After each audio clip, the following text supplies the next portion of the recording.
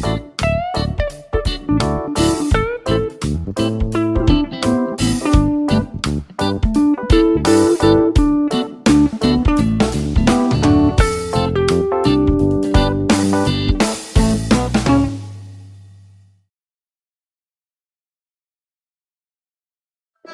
है आज की आधुनिक अयोध्या।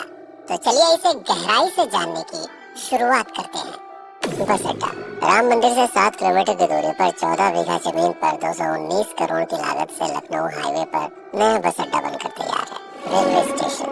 मंदिर से 1 किलोमीटर की दूरी पर 240 करोड़ रुपए में नया रेलवे स्टेशन डिजाइन किया गया है। भविष्य में अयोध्या से दिल्ली, मुंबई, चेन्नई, बेंगलोर, पुणे, कोलकाता, नागपुर, लखनऊ और जम्मू जैसे शहरों के लिए विशेष रेलगाड़ियां चलाई जाएंगी।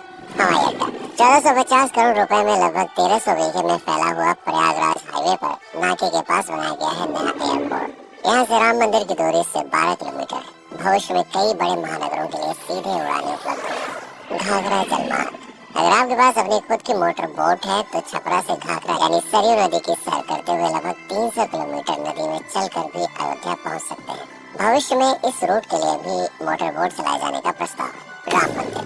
अयोध्या के राम मंदिर की कुल कीमत है 1800 करोड़। पूरी तरह बन जाने के बाद अयोध्या का मुख्य आकर्षण होगा। राजस्थान के मशहूर मकराना के पत्थरों से आकार लेते इस मंदिर की अनुमानित उम्र होगी लगभग 1000 साल। 22 जनवरी को पहली मंजिल का उद्घाटन होगा, जिसमें राम की बाल्यावस्था की मूर्ति रखी जाएगी। बाकी की 2 मंजिलों का कार्य चलता रहेगा। खजुराहो के मंदिरों की नागर शैली के आधार पर इसे तराशा जा रहा है। मंदिर का कुल क्षेत्रफल 156 एकड़ या 251 बीघा है। हनुमानगढ़ी। राम मंदिर से लगभग 800 मीटर की दूरी पर स्थित है हनुमानगढ़ी। मंदिर के आवासीय परिसर को मिलाकर ये लगभग 52 बीघे में फैला हुआ है। मंदिर की 76 सीढ़ियां चढ़कर हनुमान जी के दर्शन के बाद ही राम मंदिर में जाने का विधान है। यह मंदिर अयोध्या शहर के ठीक बीच में एक ऊंचे टीले पर बना है। शहर की तरफ आने वाले आक्रमणकारियों के आने की सूचना यहीं से प्राप्त करके अयोध्या के राजा तक भेजी जाती थी। इतिहासकारों के अनुसार जितनी बार भी अयोध्या पर आक्रमण हुआ, उतनी बार इस मंदिर को भी विध्वंस झेलना पड़ा। हालांकि सन्यासियों ने हर बार इस मंदिर को फिर से खड़ा किया। आज यह मंदिर रामानंद संप्रदाय और निर्वाणी अखाड़े के अधीन है। राम की पेड़ी। अयोध्या को सरयू नदी की भयंकर बाढ़ से बचाने के लिए इस बांध का निर्माण किया गया था, जिस पर श्रद्धालुओं के स्नान के लिए कई घाट बना दिए गए थे। इतिहासकारों के अनुसार जितनी बार भी बांध टूटता था, सरयू का पानी अयोध्या की गलियों में घुस आया करता था। इसी बाढ़ से बचने के लिए पूरे अयोध्या में जगह जगह पर ऊंचे टीले बनाए गए थे, जैसे राम टीला, हनुमान टीला, लक्ष्मण टीला। आज ये बांध अयोध्या का मुख्य पर्यटन स्थल बन चुका है। हर दीपावली पर यहाँ लाखों दिए जलाकर रामायण की उस घटना को उत्सव के रूप में मनाया जाता है जब श्री राम अयोध्या वापस लौटे थे। अयोध्या के कई बार उजड़ने के पीछे एक कारण इस नदी को भी माना जाता है। हालांकि इसी नदी की वजह से यहाँ पर गन्ने की खेती बड़े स्तर पर की जाती है। लता मंगेशकर चौराहा। नया घाट और बस स्टैंड के पास ही अयोध्या का मुख्य चौराहा 6.7 करोड़ रुपए में बनकर तैयार हुआ है। पद्मश्री से सम्मानित राम सुथार जी ने 2 माह के कठिन परिश्रम के बाद इस 40 फीट लंबी वीणा को आकार दिया। 14 टन की इस वीणा को लता जी के स्मृति चिन्ह के रूप में यहाँ पर लगाया गया है। इसीलिए इसका नाम नया घाट चौराहे से बदलकर लता मंगेशकर चौराहा कर दिया गया है। धर्मपथ। नया घाट से कुछ पहले सड़क के दोनों तरफ 30 फीट ऊंचे 40 सूर्य स्तंभ लगाए गए हैं। इसे धर्मपथ का नाम दिया गया है, जो श्री राम के राजकुल सूर्य वंश का प्रतीक है। दशरथ समाधि स्थल। नए बस अड्डे के बगल से एक पतली रोड कछार से आगे बढ़ते हुए लगभग 12 किलोमीटर दूर ले आती है दशरथ समाधि स्थल, जो बिलहर घाट पर मौजूद है, जिसके बारे में मान्यता है कि यहाँ पर राजा दशरथ का दाह संस्कार हुआ था। राम मंदिर के साथ ही इस जगह को भी पर्यटन स्थल के रूप में विकसित किए जाने की योजना पर कार्य चल रहा है। भरतकुंड। अयोध्या से 15 किलोमीटर दूर है नंदीग्राम। यहाँ मौजूद तालाब को भरतकुंड कहते हैं।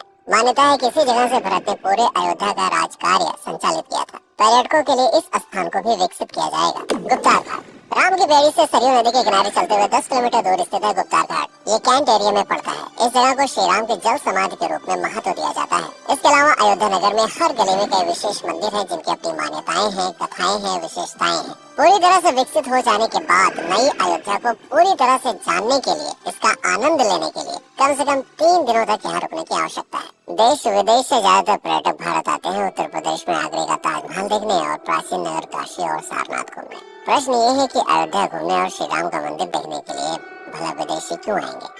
और इसका कारण है भारत में लिखी गई राम कथा की सबसे पहली और प्राचीन पुस्तक रामायण। भारत में रामायण के अलावा कंबोडिया में रीमकेर, थाईलैंड में रामकियन, जो कि वहाँ की राष्ट्रीय पुस्तक है, इंडोनेशिया में ककनिक, नेपाल में भानुभक्त रामायण जैसी पुस्तकों में वाल्मीकि की रामकथा से प्रेरणा लेकर इसे अपने अपने देश की संस्कृत के हिसाब से फिर से लिखा गया है। पात्रों के नाम कुछ नई घटनाओं के अलावा मूल राम कथा सभी में एक जैसी है।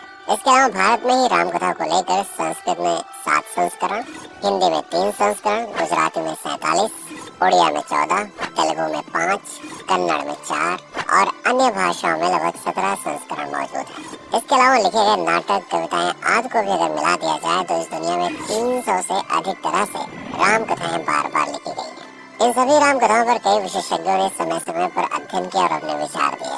Father Camille Bulcke, Hermann Jacobi, Wendy Doniger, Edward अल खरर, Alf Hiltebeitel, Paula Richman, Aubrey Menen, Ramesh Menon, Radha Vishwanath, Shantanu Gupta, Meenakshi Jain, Lala Sitaram, Swami Gyanananda Saraswati जैसे कई लोगों ने समय समय पर राम कथा को लेकर गहन शोध किया और उसमें छिपे हुए मूल कथा के साथ ही इसके इतिहास को समझने का प्रयास भी किया।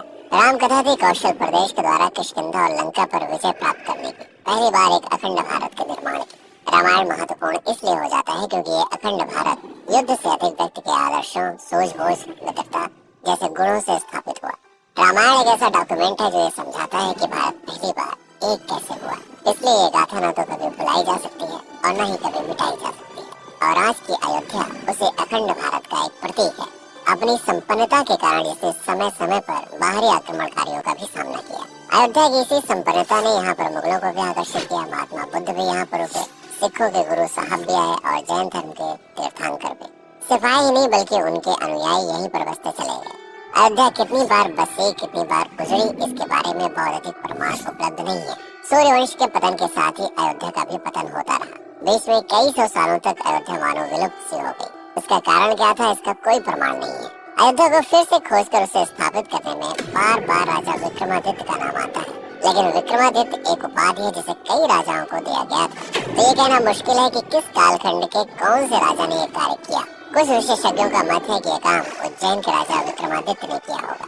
नंद वंश, मौर्य वंश, शुंग वंश, गुप्त वंश आदि के साम्राज्य में भी अयोध्या का वर्णन प्राप्त होता है। सबसे बड़ा विध्वंस हुआ 1527 के आसपास बाबर के कार्यकाल में, जब राम मंदिर को ध्वस्त कर बाबरी मस्जिद स्थापित की गई। सन 1722 में बंगाल के नवाब अली वर्दी खान ने व्यापार के नजरिए से राम मंदिर से कुछ किलोमीटर की दूरी पर एक नया शहर बसाने की शुरुआत की। 1730 में अवध के पहले नवाब सादत अली खान ने इसका नामकरण किया फैजाबाद। इन्हीं के उत्तराधिकारी सुजाउद्दौला ने इसे अवध की राजधानी बनाई। 1775 में अवध के चौथे नवाब आसिफउद्दौला ने फैजाबाद की जगह लखनऊ को अवध की राजधानी घोषित की। रावण अहंकार का प्रतीक और श्री राम विनम्रता के सूचक। सत्ता में आने के बाद हर व्यक्ति को यह बात हमेशा ध्यान में रखनी चाहिए, सिर्फ रंग रोगन और पत्थर लगवाने से राम राज्य नहीं आएगा, बल्कि जिस दिन स्कूल, अस्पताल और सरकारी संस्थानों से भ्रष्टाचार खत्म होगा, लोगों का मुफ्त इलाज और अपनी भाषा में उच्च शिक्षा उपलब्ध होगी, उस दिन भारत उस पायदान पर खड़ा होगा जहाँ कभी हम हुआ करते थे। रामायण अहंकार पर विनम्रता की विजय है। अयोध्या को अगर पर्यटन स्थल का केंद्र बनाना है तो इस आधार पर बसाना होगा, राम राज्य लाना होगा, राजनीति नहीं। यदि इस वीडियो में कोई त्रुटि हुई हो तो उसके लिए क्षमा करें। वीडियो को समय बिताने के लिए आपका बहुत बहुत धन्यवाद। मैं हूँ पीके सिंह और आप देख रहे हैं प्रतापगढ़। अब जय श्री राम, जय अवध, जय भारत।